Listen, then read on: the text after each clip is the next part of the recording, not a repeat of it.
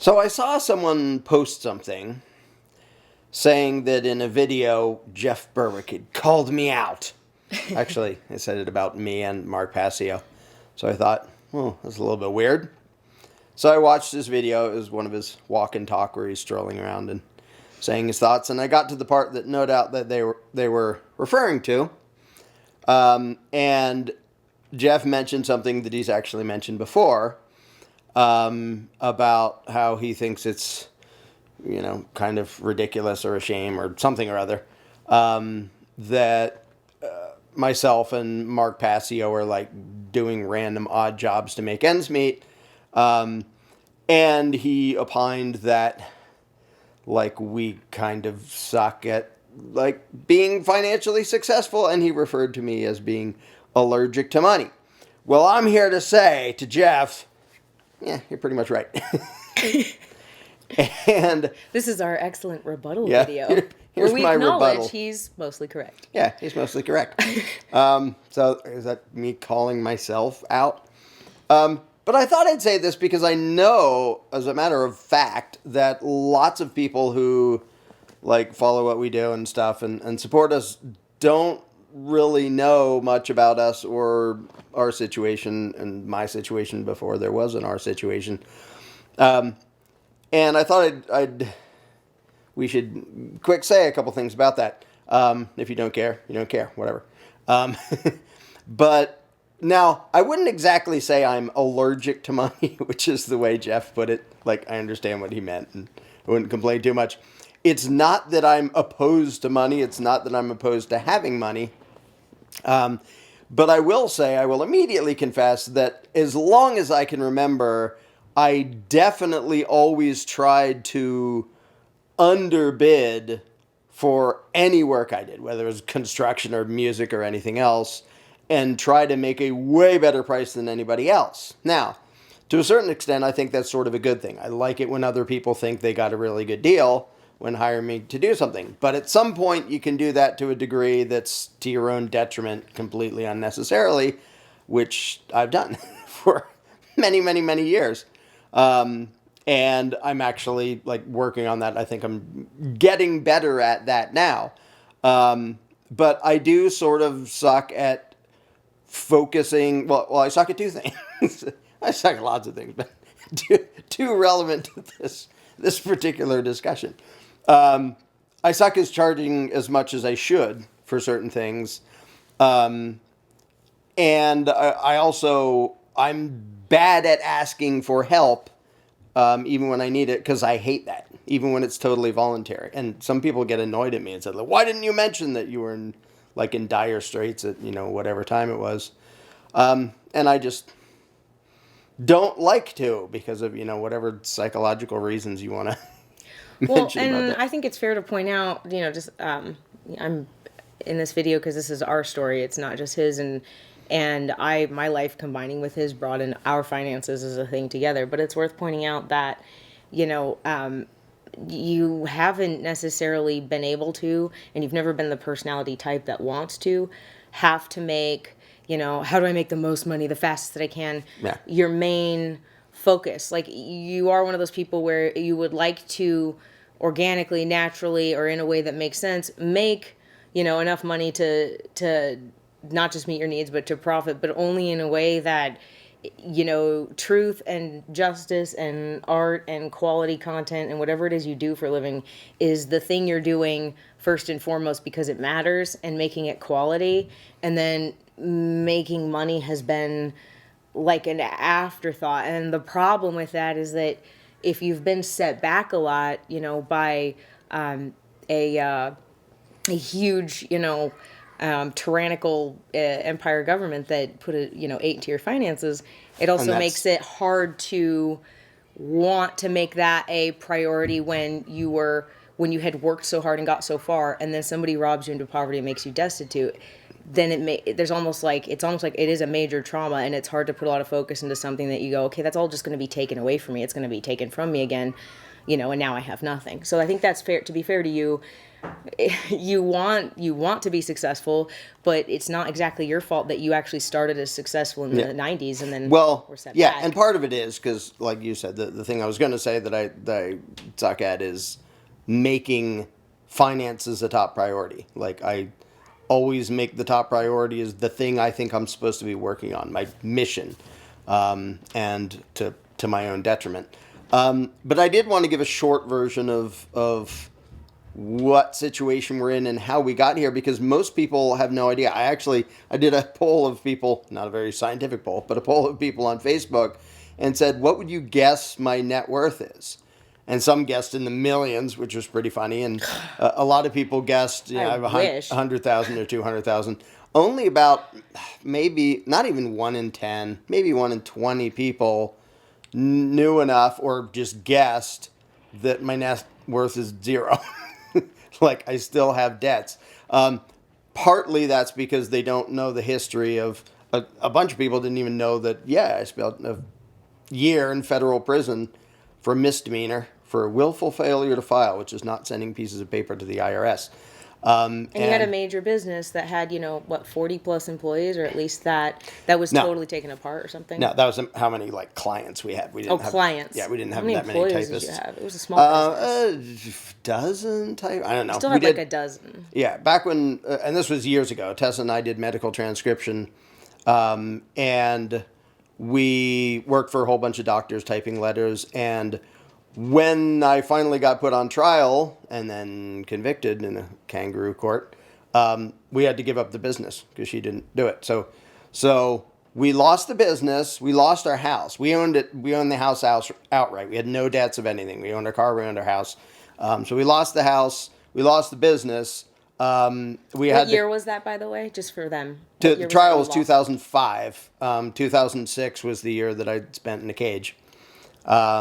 That setback is huge for anyone who knows what it's like to run a business. Those of you out there that know what it's like to build up your whole life, have a whole business where you weren't in any debt, you owned your house outright, to have all of that taken from you and your house and everything and back to zero is not just emotionally and financially devastating, it's mentally discouraging at an astronomical level. It sets you way back. To be ahead that far. And so they did something slightly illegal, imagine that, which is they said, we're going to put you in a cage for a year and you're going to give the IRS $50,000 and pretend you owed them that. Or if you don't give them $50,000 in an extortion protection racket fee, we're going to put you in for 5 years. So we had to give the IRS 50 grand and a $10,000 penalty to the court as part of the sentence. And I think Tessa had a $10,000 penalty too. God, was so her evil. 5. So just destroyed us. And from inside prison, you're not allowed to run a business. So I'm in there twiddling my thumbs while we totally run out of money for a year. And I'm not allowed to do anything to help. And some other people. Anyway, I don't want this to be a big, long, depressing story. But so that stuck us in a huge hole. And we ended up losing the house. Luckily, somebody I knew bought the house and took a loan, bought the house, rented it to us. And Tessa's still living there, and we pay rent on that. And it's it's a bad deal on the rent right now because we had to do it then. And now the person that owns the house is a friend and is a voluntarist and is basically just on paper owns the house, but there's an agreement that he can buy back the house for what it was originally basically sold to you for. Yeah. And it's already worth and been appraised at way more than that because basically in 2011 he started and then began the process and then over the course of 6 years finally finished a whole addition, which is a second house on the same property. I built half of the house. In fact, it's kind of more than half of the house. I built it myself. The giant steel addition is 3 stories. Well, living space is technically 2 stories, but it has an attic and everything. So I built it, and then we lost it. So that was great fun. Anyway, I don't want this to be a long, depressing thing about all that. It's not, but we are very importantly going to explain things that you need to know and details that people who want to help us need to know. If you want the depressing story of my adventures with the federal extortion racket, below I'll put the link to my book, Kicking the Dragon, which I wrote while in prison because I had nothing better to do, which tells the whole ridiculous story. And even among the people who sort of know that I went to prison for something about the IRS, they don't nearly know what it was about, and they don't understand. Like they think it was a protest or something or civil disobedience, and it was. So that giant story, I'm not going to get into it all here, but you can get the PDF for free below of Kicking the Dragon, which dragged out years. We were raided by the IRS in 2003, and prosecuted in 2005. Anyway, all that was just to give the background of the giant hole that I've been trying to crawl out of while paying rent on the property in Pennsylvania and rent here. And rent on this here. So we have a massive overhead that we're not out from under. So that's the yeehaw. So that's that fun stuff. So it isn't just a matter of, I'm cruising along fine and I just don't bother to charge what I do. I was already in a hole and I do a bad job of charging enough for what I do. And on top of that, for example, so I make tons of stuff that I give away for free. Like the number of videos I have on YouTube, I don't know how many hundred I'm up to. And articles all over the place. Every once in a while I do something and I sell it, like my book, The Most Dangerous Superstition. And then somebody comes along and makes a PDF without my consent, and it's a crappy PDF too. Like their optical character recognition went haywire, so there's typos and mistakes in it, and they give it away for free, which I didn't say anybody could do. I don't believe in intellectual property. Like I have the right to go beat them up, but it's an obnoxious thing to do. And then the Candles in the Dark seminar that we just did, someone on Telegram decided, this is really important, so I'm going to give it away for free. So hopefully we're going to undo that. But it's a little bit obnoxious when, like, we do a million things for free and a couple things we try to make money off of, and then people... Yeah, whoever did that with the Candles in the Dark thing, we lost. Like, we didn't make money. We lost many thousands of dollars every time we did an in-person Candles in the Dark as a labor of love to get out this extremely important ability to the rest of the Liberty community that the community was begging for and asking for on how to communicate better and reach people with the message. And Candles in the Dark provably works. It's actually an awesome seminar, but it was months and months and months. And every time we planned a seminar, we charged only like $125 for a 2 full day seminar, 12 hours, 6 hours each day. We fed people. And by the time the cost of the venue, feeding people and everything, we didn't hardly even break even. Yeah, we only made money on the 2018 Candles in the Dark at Anarchapulco that Nathan Freeman very much was responsible for making successful. And also thanks to Jeff Berwick, because you hosted that and helped make that possible. Yep. And so that's the only one we made money on. And the only way we've made money on Candles in the Dark since is because we chose to release it online. And that was because our awesome friends, Case and Bryden and Patrick Smith, helped us get it shot over the course of 2 days in Dallas, Texas. And we had it professionally done and put in an online format. And the whole seminar, which used to cost people $125 to $150, is now a one-time fee of $75. So if somebody thinks that that's not even worth that and they want to undermine all of the time and effort and anguish we put into it that mostly cost us are a lot of time and energy and a lot of money to finally get out there. That's extremely immoral and really cold and callous to me, and you don't understand value and what this does to people when you sit there and go, oh, this is important, and you just put it out there for free. Yeah. So whoever did that, please, we ask you nicely to undo it so we don't have to call you out to the whole community. And somebody did it anonymously. And the thing is, I think a lot of people assume that if I have some amount of name recognition, even in this movement, like, I must be well off. And no, I'm freaking not. That's not how name recognition works. And I started way behind in a hole and haven't gotten up to 0 yet. Well, one of the things I want to talk about, and you can choose to talk about it yourself, but we wanted this video to be about how did we get to where we are now? What is the actual financial stacking we're looking at right now? And what are your financial goals that people then know how to help you with? Like, if some people knew that your goal is to make that house not a burden, but a cash, an influx of a cash cow, and what you're doing to make that happen. My goal is to have Tessa just own that house outright, to be able to buy it back at some point, which you can't nearly do at the moment, but to not have that huge rent payment, but actually have her have it and then have the income from that, like, cover her bills and stuff. So I actually, one thing that our friends have suggested, and we want to hear from our friends and see what you think is a good idea, is that somebody suggested we do a Lark and Rose money bomb, and somebody organize it and we do it well. And the goal be to try to buy back your house for 300 grand or get close to that and be able to make a huge down payment on it and officially buy it. And that would be awesome if that could bring down that payment or at least buy back the house. But that's the biggest way people could help us, and that's something we've never spelled out. So we wanted to all the way talk about that and bring that up, because that's really the thing keeping you most held back. Because that's the payment. Like, That's the my thing goal that's is just to like, if we had the money to buy it, I'm literally just giving it to Tessa. Now it's hers, so she has a place to live rent free and can have some income from that.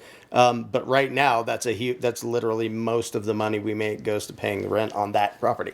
Yep. And I don't, like, I've waited till now because I don't particularly want to vent my private financial situation to people, and I don't want to bellyache about it. I know a hell of a lot of people have hard situations right now, but I think the fact that so many people support us and assume we're doing just fine, and I know that because I've talked to a bunch of people, and they're like, what? How have you not, like, didn't you make tons in crypto? Nope, I made none in crypto.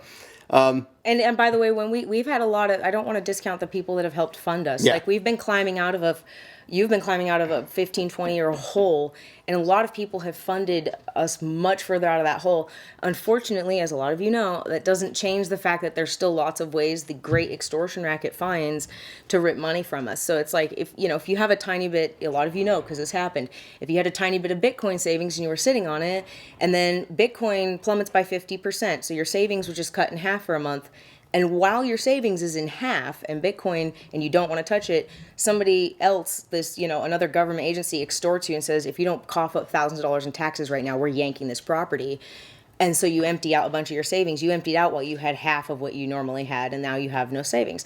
This sort of thing did happen to us even when we had a savings. So we had things that were setbacks from government extorting you. It wasn't even a big and it wasn't even a big savings, just barely but even starting to have a thing. Right, and even in upward cycles where we'd start to get a little ahead, there have been, in this climate, you guys all know, inflation, extortion, it's still going on. So the thing is we've gotten very far, but that burden of a house has not been flipped on its head into something he owns again. So we can't. And there have, like you said, there have been people who supported us a ton and allowed me to, like, do tons of work on the mirror, which yes is still under construction. We're still like the script right now is the main focus, and it's huge, but I've gotten a ton done on it. So there have been people who are hugely helpful. It's not like, well, nobody ever helps us. But I think most people don't nearly understand the hole that I started in and that we've been in for ages, and assume that I must be making money, and they don't notice the fact that, like, on YouTube, if you watch my videos, you won't see ads because I don't monetize them, and which I probably should, and you can call me an idiot for not doing that. Maybe that's me being allergic to money. Anyway, so well, there are a couple points of this. First of all, I wanted to say basically Jeff is correct. I do a bad job of A, asking for the actual value of stuff I produce, and B, asking for help when I need it, because I suck at that and I hate it, and I always wait to the last minute until I'm totally desperate and doomed without it. And then I ask. And so it's sort of annoying because, that's true about me. And there are aspects of the situation that were a result of me actually resisting the beast and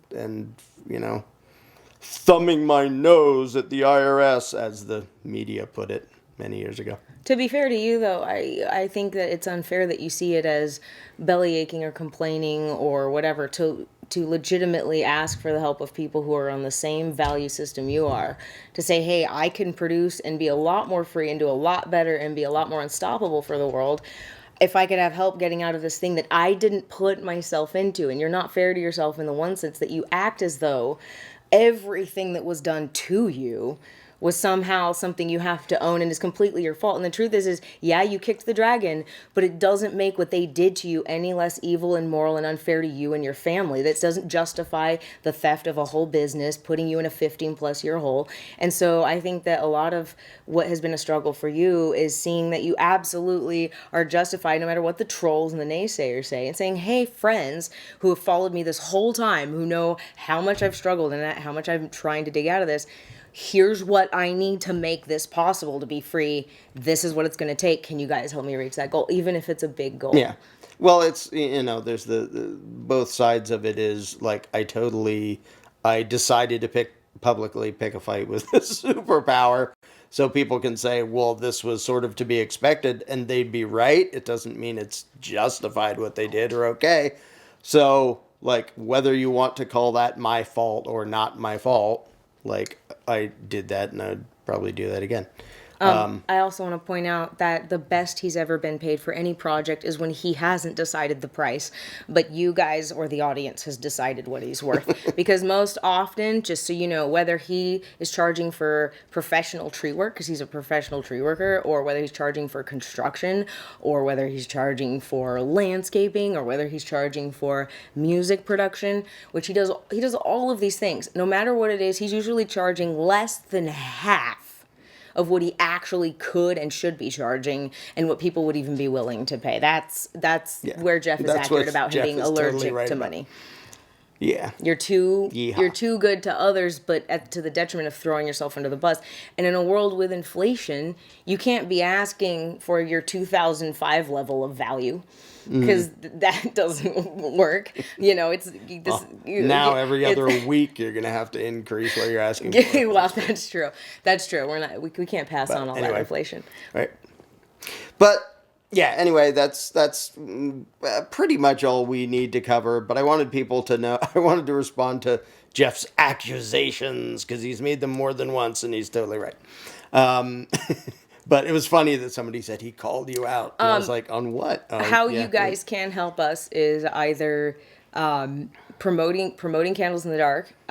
Some of you might actually, including like Foster Gamble's community at Thrive, somebody might actually want to start a money bomb for you, and that would help with the goal of buying back that house in Pennsylvania, which would set you up to be able to finish projects like the Mirror and everything else. The other thing is, the Jones Plantation is something that if it does well, and it's set to film for sure in January, that being pulled off and that being spread widely and talked about by all of you guys and promoted is a huge game changer. And that by itself, we're hoping, if nothing else does, may very well pay off that house and buy it back. Yeah, that would be cool.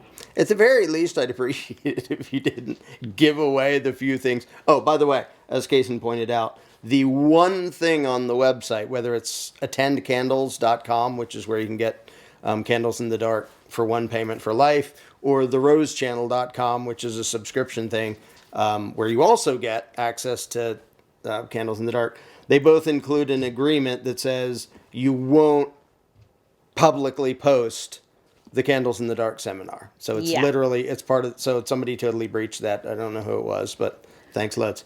If anybody does know who did that, be willing to let Larkin, and I know that'd be helpful, so we can. We won't beat them up, but it would be nice to tell them to not be buttheads. Yeah. Anyway, so that's our lovely situation. So that's me calling myself out. So if you want to help out, you can below. And the thing is, this has always been true, and this is one of the challenges. I'm going to keep focusing on what I think my mission is and why I think I'm supposed to be here, whether I'm living in a cardboard box in a puddle or rich. And that's sort of a problem, because if I realize that part of it is totally my doing when I don't put my own financial welfare at the top of the list. I put my mission at the top of the list, whether you think that's stupid or a mental disorder or whatever. I'm going to keep doing that. So the people who say, well, keep doing what you're doing, don't worry, I'm dumb enough to keep doing it. Although, no, correction, broke. He's trying to quit. They're not mutually exclusive. He's trying to quit pretending that putting truth at the top means he can't have financial stuff worked way more well into how he operates. He's trying to operate in a way that accepts his value. Yeah. He's trying to accept his freaking value the way he is, because he has a hard time with that. And he's also trying to make finances a much higher priority in a way that doesn't pull away necessarily from the things he loves doing, like freedom. In other words, the two do not have to be separate. And part of the joke, your mental disorder, in quotes, of being allergic to money is just that I think for a long time, part of your brain assumed that if you all the way focus too much on money, that's somehow going to be something that leads you down the wrong path, and you'll go away from freedom. And I think that that's a lie. I think you can focus on solving your problems. That will lead you to more freedom, because you can't effectively spread the truth you want to spread without being free from this. It's totally true that more money would make it a lot easier to do a ton of the projects I'm working on. Massively. But I've also found of myself that I can't just put on hold all the pro-freedom projects I'm working on and I'm supposed to be. I can't just go, well, I'm just going to set aside the next year to make a bunch of money. I just can't. And you can make fun of me for not being able to do that. But there's things like, there's a whole bunch of stuff I can do, tree work and construction stuff, that lots of people can do just as well as I can. There's a very small number of things that I think almost nobody can do as well as I can. If that sounds pompous, I don't care. But that's accurate. A lot of people have said that you're the one that can say things and explain them in a certain way. And, so you need to and do so that. That's what I feel like I have to focus most of my time on and most of my effort on, because there aren't that many people who have the ability or desire to do that. And B, it's really important for the future of humanity. Like, it isn't just, I really like this hobby over here, so I want to do it. It kind of matters for the future of humanity.